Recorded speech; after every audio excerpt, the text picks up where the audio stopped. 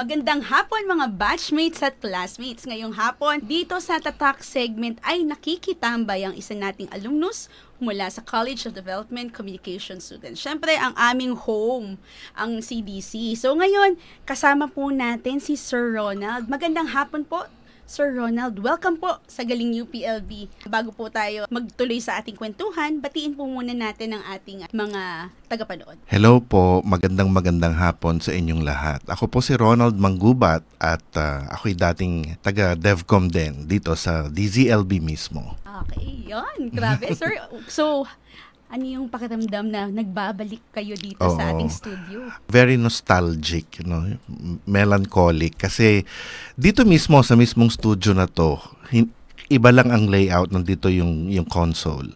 Dito ako nag-announce for 7 programs ang hinandle ko. 7 programs. O yan Chris. Narinig mo yan, 7 programs. For 4 years, 4 na taon ako dito sa DZLB. Nako, welcome back sir dito sa Salamat. DevCom. Salamat. We're so happy to have you. So, syempre sir, ang una kong katanungan sa inyo. Kasi during your time, hindi pa masyadong ang DevCom, if I'm not right. May I know po yung backstory, bakit yung kinuha ang BS Development Communication?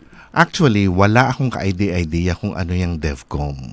Wala ako talagang idea, as in zero. Kaya lang, my sister is studying here sa UPLB at siya ay biology major. So, actually, siya yung nag-fill up ng aking UPCAT form. May taga-fill up Oo, siya yung nag-fill up. Tapos siya yung nagsabi sa akin na, kunin mo na lang ay DevCom. Sabi ko, bakit? Sabi niya, bagay sa'yo kasi mahilig kang magsulat, mahilig ka sa, nananalo ako dati sa mga declamation contests. So sabi niya, I think mas okay yun sa'yo kaysa sa, meron pang isang course dito, di ba, Communication Arts. Sabi niya, mas okay yung DevCom. So, ako naman, pinakinggan ko lang yung sister ko.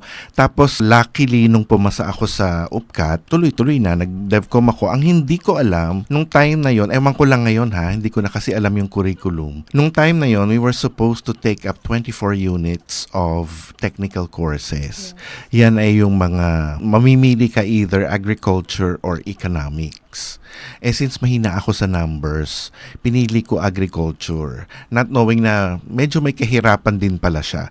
So kung tutuusin, ako ay BS DevCom major in community broadcasting during that time and my minor is horticulture and animal science. Oh, grabe, no? So yun ang kwento. I understand dyan. Kasi nung time namin po ni best friend RJ, ako po ay major in educational communication, minor in sciences. Kasi during that time, pwede na po akong kumuha ng forestry, biology. Yes. And during ni aming chairman noon, si Chair Matulak, gusto niya talaga, meron kaming parang specialty. Oo, tapos nung time na yun, may social cognates pa kami. I think that was 9 units. So, meron akong mga social anthropology, sociology, rural sociology. Nakakatawa naman, sir. Feeling ko, this really helps you sa pag-mold ng iyong Yes. And with that, ang next question ko po ngayon, sir. Paano po ba nakatulong ang DevCom sa inyong naging career path? Given itong sa pinagdaanan niyo po. So, ang nangyari kasi right after DZLB, akala ko dito na ako forever I was already taking my master's in education dun sa AgEd. Pero meron nag-offer sa akin to host a radio program in General Santos City, South Cotabato. Ang title ay Tugon sa Mag-uuma or Response to the Farmers in English. Pero it's in Tagalog. Pupunta lang ako doon for a while tapos parang magpipigibang kami ng stories. Pero pinuproduce talaga sa Manila. So, it was a project of the Philippine Chamber of Commerce and Industry and funded by USAID. Doon na ako nagtuloy-tuloy at very agricultural lahat. So, nag-i-interview ako ng mga corn farmers. Exactly the same na ginagawa ko dito. Pagkatapos, right after noon, nagkaroon din ako ng offer naman to work nga abroad in Taiwan. At agriculture pa rin. Nagtrabaho ako sa Asian Vegetable Research and Development Center in Taiwan. We now call it the World Vegetable Center. And I worked there for 3.5 years. Exactly the same pa rin yung ginagawa ko except from broadcasting na linya na ako sa writing. writing. So, I work in the publications office, sumusulat ako ng mga speeches for my boss. Lahat science editing, natutunan ko yan kahit hindi ako journalism major. Kasi sa DevCom naman parang dapat well-rounded ka, di ba? And I think yung ginawa nyo rin kasing path sa pinagdaanan yung mga subjects, I think it really equipped you para dito sa inyong career path. Totoo Tama ba? totoo yan. At ang isang maganda nangyari sa akin being a broadcast major, parang I can bluff my way around. Parang tapatan mo lang ako ng mikropono.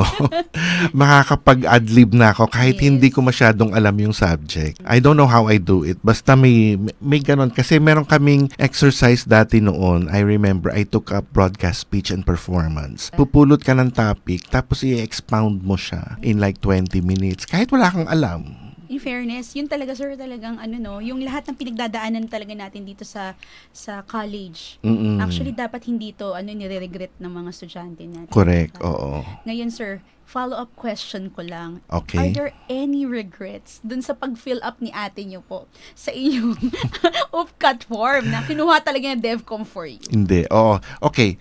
No.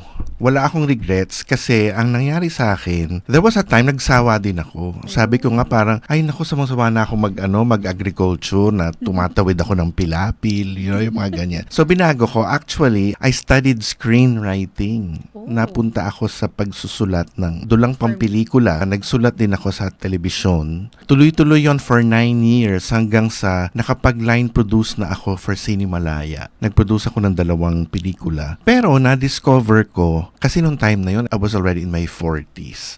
So, yung mga shooting na 48 hours, walang tulugan, nakakapagod. So, sabi ko, I have to bow out of film production for the time being. Tamang-tama, umattend kami ng isang reunion ng mga DevCom barkada. At doon na-mention na yung isa naming batchmate, si Miss Tina Behosano, is working in Taiwan. Ay, nung time na yun, nakagaling na ako ng Taiwan, di ba? Sabi niya, naghahanap siya ng papalit sa kanya. Kinausap ko siya, ang sabi niya, naku Ronald, may nakuha na ako kasi. Sabi ko, ganun ba? Okay lang. Pero the following day, she called me again at ang sabi niya sa akin, seryoso ka ba na gusto mong magtrabaho sa Taiwan? Kasi nag-back out yung aking Oh my God! yung aking kausap. Wala na akong mai-recommend. Gusto ko kakilala ko. So, ikaw na lang. So, that was 2011. 12 years na ako ngayon doon. So, kumbaga, kahit na iniba ko yung ruta ko, bumalik ulit ako sa Kung saan ka dapat talaga. kung saan ako dapat. Which is also DevCom na DevCom ang ginagawa ko ngayon. Ayan, tamang-tama. That leads me to my next question. Now, what do you do now po? Nagtatrabaho po ako sa isang international NGO. Ang pangalan niya ay Food and Fertilizer Technology Center for the Asian and Pacific Region. So, bale, itong aming organisasyon ay nagbibigay kami ng mga training workshops on agricultural technologies and agricultural policy. At ako ay nag-iikot all over Asia. So, sa Japan, sa Korea, sa I'm based in Taiwan, sa Malaysia, Indonesia, Vietnam, and several other countries. Diyan kami nagbibigay ng workshop. Ang trabaho ko, ako yung taga-document. Ako yung sumusulat ng final report. Ako yung nag-handle ng social media. Pinapopularize ko yung mga very technical parts ng mga workshops. At katulad ng ginagawa nyo, lagi akong MC sa iba't ibang functions ng aming opisina. Yun basically ang ginagawa ko. Pero are you enjoying, sir? Yeah, very much so. Ang position ko pala doon ay information officer. Yun ang tawag sa akin. So, 12 lang kami sa opisina. It's a very small group. Pero masaya kami. At yun nga, aside from the work, nakakabiyahe din kami sa iba't ibang bansa. Yes, sir. Ang gaganda nga ng pinupuntahan nyo. And for 12 years, sir, for you to stay there na ganun katagal, I think you're really on your, tamang calling. Yung tinatawag nila. Yes. There was also a time in my life nang feeling ko, tama ba itong ginagawa ko? Or does this make sense? Nasasagot yan kapag nakakakita kami ng mga magsasaka na sinasabi nila, like we talk to this Vietnamese farmers, ang sinasabi nila na, alam nyo yung technology na pinopromote nyo ay nakakatulong sa amin kasi wala nang peste yung aming crops and we are already exporting our crops abroad. And that's satisfying po. No? Oo, that's at satisfying. Or minsan, makakatanggap kami in this time ng snail mail pa. Yung Correo from Bhutan na Grabe. sinasabi na yung mga publications na sinusulat namin, pinapublish namin, ay ginagamit ng mga researchers nila, mga Grabe, agriculturists. parang worth it po lahat nung pagod at effort na binibigay Yes, niyo for these oo. things. And congratulations po for that. Oo, And maraming salamat. syempre sir, hindi ko kayo pakakawalan lang hindi nyo binibigyan ng mensahe ang ating mga fellow students, especially yung mga DevCom students po natin. Sa ating mga DevCom students, nako, especially those who are quite confused o hindi nila alam kung tama ba ang direksyon na inyong tinatahak. Ang sa akin lang, parang tuloy-tuloy lang, no? At saka, actually, nung in-interview ko si Dean Terol the other day, ngayon ko lang nalaman na, ngayon nga, wala nang majors, Yes, diba? generalist na sila. At maswerte kayo kasi wala kayong mga wala kayo Sciences!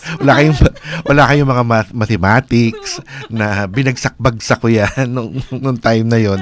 Akala ko hindi ako makakagraduate. At there was a time may chemistry kami, may physics, may stat. Ito wala na sa kanila, no? Yung time din namin, sir, GE kasi, GE courses na. So, parang nabawasan. Pero ito talagang generalist curriculum. Wala talaga silang ganun. Mm-mm. At saka alam nyo, kapag lalo na dun sa mga freshmen, nung time na yun kasi, hindi ko alam talaga kung ano yung DevCom. I was still too young to realize and understand what's it all about. Bigyan nyo siya ng chance at pag-aralan ninyo kung ito ay talagang nababagay sa inyo. And sooner or later, may nagagawa rin somehow ang kapalaran eh. Kasi in my story, parang kahit na umalis na ako doon at trinay kong binago, pilit pa rin akong ibinabalik sa DevCom. So sabi ko, I got the message from above na baka ito na talaga yung aking path. So wag po kayo mawawalan ng loob at just continue what you're doing and study hard and it will pay off in the end. Very hopefully marami sa ating mga estudyante, hindi lang DevCom ang na-inspire dun sa inyong words of wisdom kasi tingin ko it's applicable to everyone. Yes, oo. Actually kahit naman anong discipline, 'di ba? True, sir. O hindi lang sa DevCom. Talagang iba kasi kapag talagang tinrain sa UP, tama po ba sir? Kasi yun din yung palaging sinasabi ng ating mga fellow alumni na nag-guest din ito sa tatak na kapag nag-train ka talaga sa UP, pag nag-aral ka talaga sa UP, when you go out sa reality, talagang ready ka. Katulad nga po nung mga na-experience nyo. And thank you for giving your inspiring story dito po sa Tatak segment. At ngayon, syempre, ito na po yung paborito namin na marinig dito sa aming segment. Ang ating Tatak Shoutout. So, sir, ngayon po, pwede po ba naming marinig ang inyong version ng Tatak Shoutout? Ako si Ronald Manggubat, Tatak UPLB ako.